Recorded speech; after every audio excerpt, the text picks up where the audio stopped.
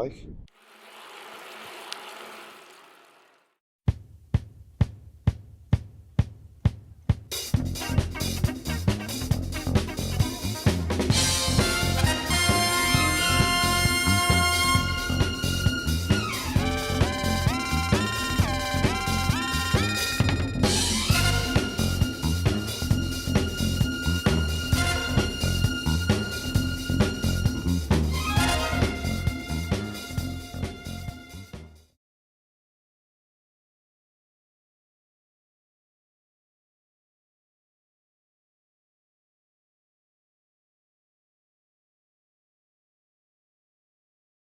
Hola, so welcome to the review of the Ridstar H26 folding electric bike. 26 corresponding to the size of the wheels. It's very big, as you can see. It's very heavy. Goes like the clappers. Seat's not bad. Not really suffered with any sore arse or anything like that. Rear racks, nice addition. Yeah, the mudguards do the trick. Front one's a little bit of an issue. Battery in and out. When you first get it, stiff as hell. I just give it some lube, who misses, and she loosened right up, shall we say. So it's a breeze in comparison to what it was. Use your thigh, push, pull, opens up, and then do the reverse. Not too bad. You get used to it. There's a little bit of techers to it, but like I say, you better WD on there or whatever your lube is of choice. Again, who misses.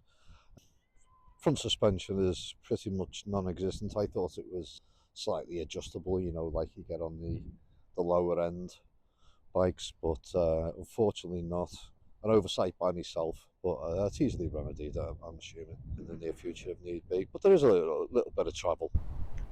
But like I said in me comments, you wouldn't be doing any jumps or stunts on this type of bike. Rear suspension, like I say, it's got this over tightened issue, so really it's like sitting or riding a hardtail at the moment. Nice big front light, really bright. Rear lights, brake lights, unfortunately no indicators. Cabling's okay. Some extra bits here like bumpers, I think, have stop things crashing into others because of the ridiculously sized bits of bobs. The radio works alright. It's a 7 on the back, 3 on the front, so you're getting 21 in total. To be honest with the power of this, as soon as you hit 20 mile an hour, you're going to be ghost pedaling the majority of the time. Generally anything over 20, 22, you're going to be ghost pedaling. Which is a bit of a pain in the arse, to be honest, because I was quite looking forward to giving loads of assistance to the motor, and this is a thing that I've only noticed the last couple of days is if you're ghost pedaling, you're technically not assisting the motor as much. The theory in my head. So ultimately, that drains the battery quicker, which ultimately gives you less range.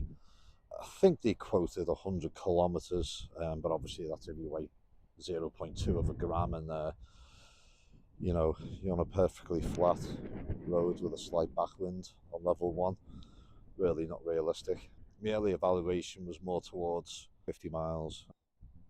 To my disappointment, due to the ghost pedaling, and maybe because where I've having to get to, I've had to hit the major roads, keep up the traffic just to feel safe. I've had to give it maybe a little bit of more boost, so that may have taken something out of it. But I was getting 25 miles roads, bit of cycle paths, 20%. It said 2 bars, but to be honest, it's just a roundabout. It's never going to be inaccurate. So yeah, that's me major first gripe really is the range and the fact that you're going to be ghost pedaling and draining what I think is going to be more power out the motor. So maybe that extra 8th gear on the rear would have got rid of that issue, maybe to 25 mile an hour. I'm not too sure. Like I say, I'm much of a novice in this regard. So yeah, brakes are all right. Back brake was perfect. The reversed as well, so the UK we normally have front on the right, obviously back on the left. So now the rear's on the right and the front's on your left, which makes sense because accelerating grip shall I call it, on this side, so it does make it handy to have the rear on there, because you don't want to be going arse over tit over the handlebars by slamming on that front, which would not be good. Turning circle of a massively oversized large bin lorry. Yeah, wheels are solid, tyres are solid, does say 20 psi. Absolute scream, I must admit. If you haven't driven one of these before, this has got a 1500 watt peak motor. A few niggling pains, just done over 100 miles on it now. I've read a few issues about the rear suspension. That's been over tightened at the factory. I've had to go at the middle bolts here on the bottom of the triangle. Managed to turn that half a turn to loosen it, but the other two absolutely rock solid. And the tool I got with the bike, it's not fit for purpose really for that type of leverage. So apart from that and the annoying clanging of the metal mudguard, which I don't mind the clanging to be honest, but there's not much clearance between the mudguard and the wheel. And on the front suspension, you've got this little bracket here, and it looks like from the first glance you've got loads of play, but unfortunately, due to the back of it and the way that the front suspension fork's being made, it doesn't allow for any further height adjustments that I can work out. And I really think this is a bit of an issue. And if you look, triangle shaped, so at the back of it, it doesn't allow you to raise the whole mudguard or front fender, wherever you're from. And this results in minimal clearance. So any, I wouldn't say small bump, but medium to large bump is noticeable in the twang. Oh yeah, the front brake issue, yeah, before I forget. So it was really spongy to the point where the hydraulic disc brakes, to the point where it was touching the grip. So I pumped it to stiffen up, and then I took it to a local bike shop, and he said it's not a problem. It's stopping you, it's fine. So another thing about the brakes, the guy in the bike shop said that these type of brakes are like high-speed brakes. So I don't know if that's good or bad. I suppose if you're going faster, it's good, but if you're going slow, it's not so good. Put stickers on, but I put these little reflective stickers on the rims as well, because I got sucked into some advertising on eBay, only about £8. Didn't get them on too accurate, but hey ho, these still give the effect of a laser wheel.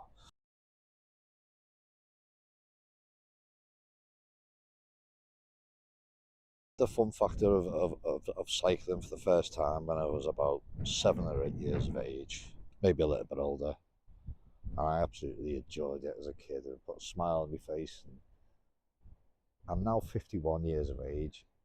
I don't know if it's a midlife crisis thing or whatever, but this puts that smile back on my face, and I haven't had that smile on my face for a long time. People who know me will tell you. And it's just something liberating about just sitting back and just letting this take you. It's just brilliant.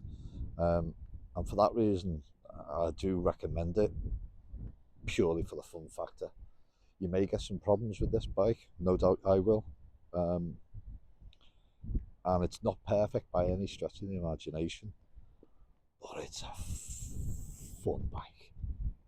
It'll put a smile on your face. The acceleration alone is just something to behold. I mean, I know there's more powerful bikes out there, and people will be hopefully making some comments saying I don't know what I'm talking about. And you must be right, but this is purely from a non-mechanical dude who's possibly in a midlife crisis, and he fucking loves his bike, you know.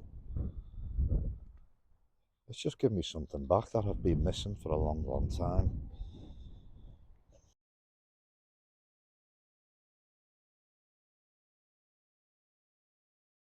I use my own money for this. Wheelride.co.uk. It was £1,100. However, I do have a discount code. So if you just put AIF10 in the coupon code, they will give you 10% off. So that brings it just under £1,000, I believe, which is what I paid. So happy days. It's not my full review. This is just like my first 100-mile review. Still getting to know it. Yeah, any questions, please pop them in. I would say go out and get one.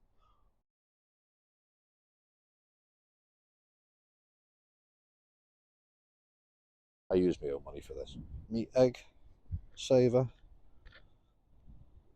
So this is from a company called S1, and they're predominantly a skating brand. And I've come across them completely by accident after doing some research. Um, I was looking into the safety of helmets, and this one popped up, and apparently it's the only helmet I believe that is rated to. I'll put it up on the screen. It's tested up to 28 miles an hour, which so I thought I'd take the extra precaution. Makes you look like a guy out of chips. Some people say that's good. Some people say you look a knob, but I'm not arsed. At least I'm a safe knob.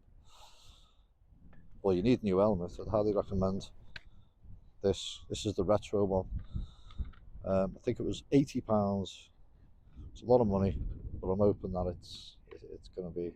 Well, hopefully I won't have to use it. But any questions, please put them in the comments, and I'll certainly answer them as best as I can with the limited knowledge I've got of this bike so far. If anyone's got a solution for this front bumper,